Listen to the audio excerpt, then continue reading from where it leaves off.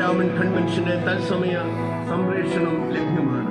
ഇന്ന് ക്രമപരിപാലനം നടത്തുന്നത് തിരുവനന്തപുരം കൊല്ലം ഭദ്രാസനത്തിലെയും ചെന്നൈ ബാംഗ്ലൂർ ഭദ്രാസനത്തിലെയും വൈദികരുടെ നേതൃത്വത്തിലാണ്.